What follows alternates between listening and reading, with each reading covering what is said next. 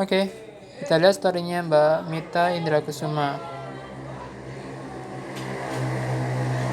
Jadi beliau tuh terima masker kain tisu dari Batik Bangsin. Makasih Ibu.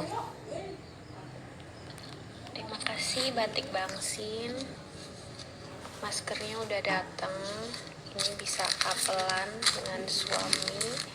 Dan juga ini ada untuk Safir Samer.